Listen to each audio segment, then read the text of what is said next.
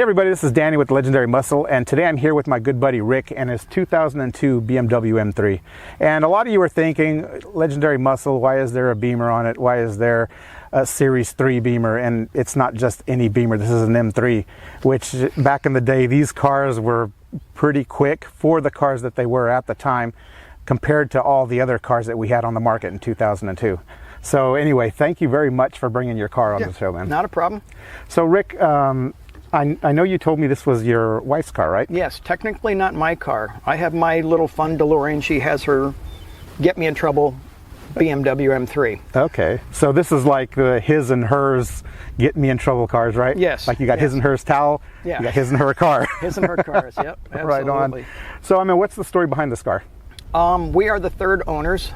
My father-in-law, Keri's dad, had a best friend who bought it new down in BMW dealership down in Fort Myers, Florida. Mm-hmm. When he passed away, the widow sold it to Keri's father. And then Keri smoked for 30, 35 years, long time. Her favorite breakfast was a cigarette and a cherry Coke. Her parents were constantly on her about her smoking and all that stuff. And he said, if you stop smoking, I'll give you the M3. About the same time, she had gotten sick. Mm-hmm. This was early COVID times, early 2020. Mm-hmm. And she was in bed for 3 days. She got up, didn't want a cigarette. She didn't have that craving anymore. Oh, okay. So she got sick and quit smoking and got a car out of the deal. That's kind of how it worked. That's awesome. And a nice car at that. Yeah. I love the way that it looks with the color and everything. What color is this? This is what they call Imola Red 2. Okay. There were two colors. There were two red colors, Imola Red 2 or bright red, and the bright red is unmistakably a bright red. Oh, okay. So it's something you can see. Yeah, you notice a difference in the two reds for sure. Okay. So in this particular color, do you know how many were produced? In the 7 years, I think there were, or no, excuse me, in 2002, in the U.S. Canada market, with the Imola Red, the black Napa leather interior and a convertible, and the transmission that this one has, there was under 2,000 supposedly made. Okay. So, not bad number. Yeah, it's pretty good. Now, M3, this being the performance model it is, right? Yeah. Do you know how many of these were actually made for this year? This is the E46 platform, which was 2000 to 2006, so a 7-year area. And worldwide, there were 85,000 and change made. Okay. And in those 7 years, about 17,500-ish convertibles were in the North American market, so U.S. and Canada. Okay, so it was a pretty good selling performance car. Yeah, right? yeah. Do you know what the price of these were back in the day? Base price was $53,900. This car with its options was $67,000 and change. Okay. So today's dollar value, $110,000.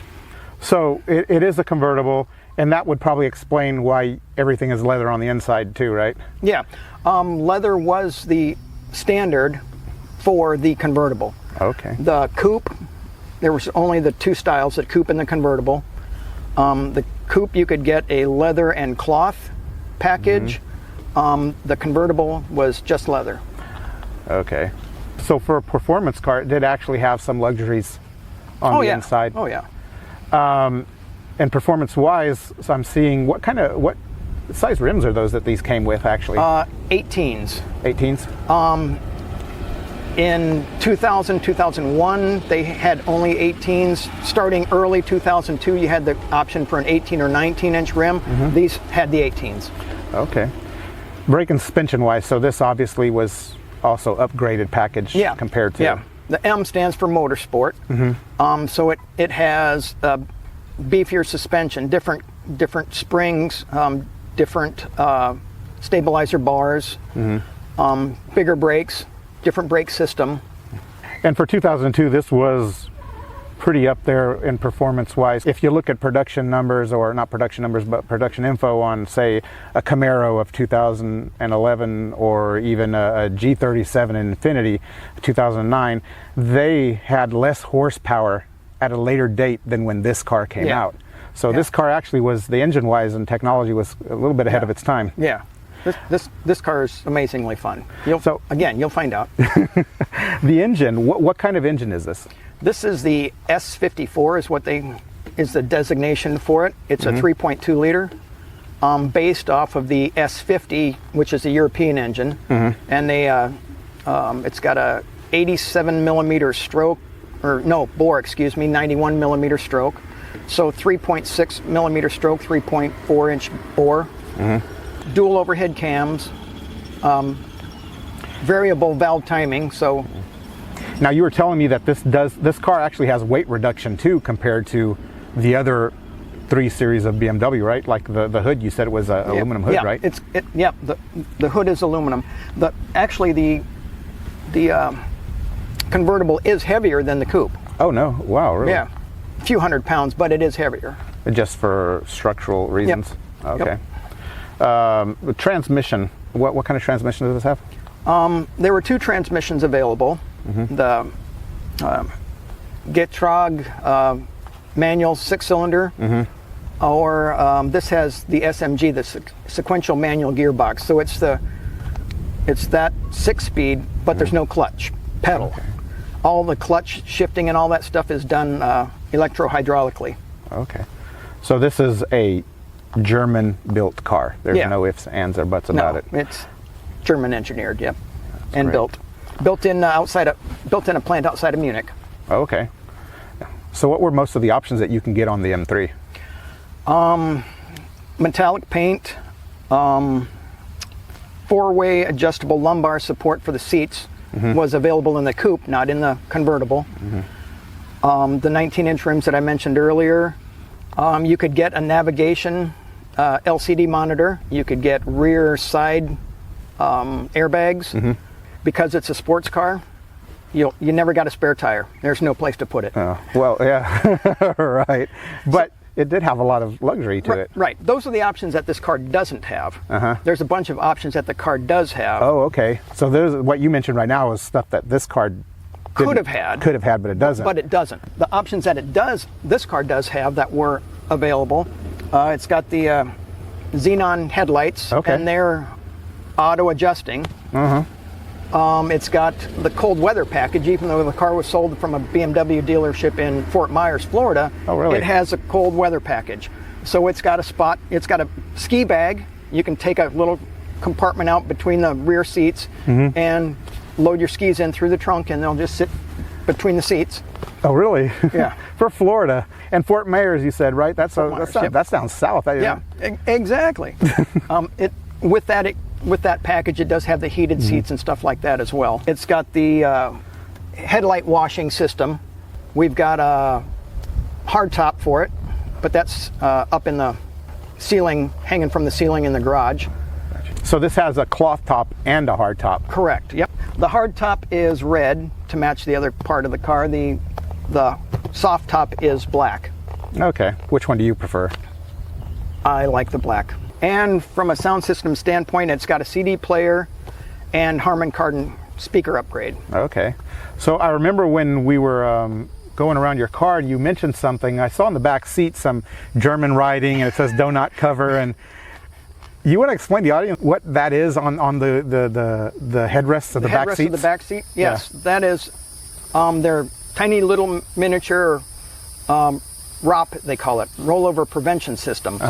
And the computers on the car, if they sense the yaw going off and they sense an impending thing, they'll automatically trigger and pop up tiny little U-shaped things out of the headrests. They come up about 20 centimeters. So it comes up pretty much in a line with the windshield. With the windshield, yep, just to protect backseat passengers. Okay. And or the drivers. So these cars, not only were they performance, but they were also built to be safe as well. Oh yeah. It's an Autobahn car. Yeah, that's awesome. That's awesome. So, I mean, what do you say we kind of take this for a drive and see if we can get in some kind of trouble or mischief? I like it. All right. Let's go. Let's go. All right, so I appreciate you taking us for a ride, Rick. Yep. It's a great day here in sunny Florida. A little bit of overcast. Great day to be driving around in a convertible, right? Yep. Always a nice day to drive in a convertible. Especially if you live in Florida. Yeah. So what's the 0 to 60 on this car, man? Depending on what you read, where you read it, I've seen it as low as 4.8, but usually everybody says 5 to 5.4, so figure 5.1, 5.2 seconds for 0 to 60, Okay. which for a naturally aspirated inline 6-cylinder, not bad. That's not bad at all, especially for a 2002. Yep. So the M3 series, which they also came out with the M series and other models, correct? Correct. Yep. They had a M4 and M6 I know, and M8 I've seen.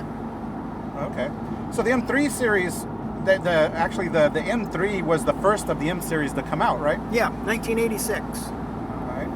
And that was I wouldn't call it an attempt because they did a very good job at it, but that was their go at the performance model for normal street cars, right? Right. Yep. You probably know a little bit about this too, but they had to build a car in a certain number, I think 5,000 production units to get into this race system, if you want to call it that, in Europe. The Group A, I think it was, or something? Something like that, yep. So yeah, they're really nice cars. And so this engine in here, did they use this engine in any other cars? Yes. They used it in the E46 M3. They also used it in the Z3 and the Z4s. Okay. Which are pretty little fast cars too, especially the Z3s. Yep, those are the 2-seater versions. This is the 4-seater. All right. So this car, the interior, everything is really nice, and I like the European styling that they used back in the day. How many miles does this car actually have? Just shy of 59,000. 59,000 for 2002. Yep. You haven't got much trouble in it, did you? No. When we like to get on it, we make sure that you drive it. Law enforcement's not around. Right? Nobody heard that. And it's not on camera. But so you guys do drive it around. Now, when you got this car, I know you told me the story about how Keri got it. Were you guys already here in Florida at the time? We were still in Kona. We were just leaving Kona. The car was at her parents' house in Illinois. So when she flew over from Kona, she drove to South Dakota, where my family is from, and then drove over to Illinois and stayed with her folks for a while and picked up the car there and then drove it to Florida. Okay. So this car has been around a little bit. Yep. Florida, New Jersey, Illinois, and back to Florida. And it's a very comfortable ride. I mean, they did a great job on suspension on these cars. Yeah.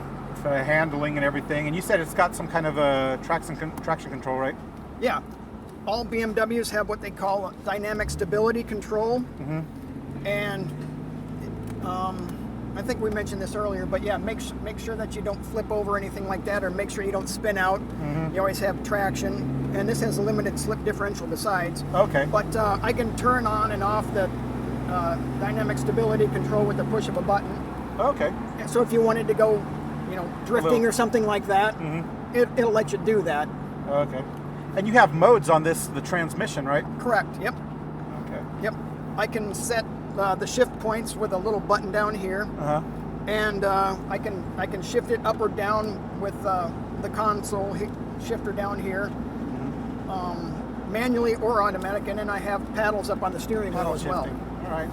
So this car was really made to be basically a race car. Yeah. Or something to get you in trouble. Well, the transmission, the SMG transmission, is a variant of a race transmission besides. What do you think about the transmission? Are these auto transmissions reliable? Because I know some people are skeptical about them.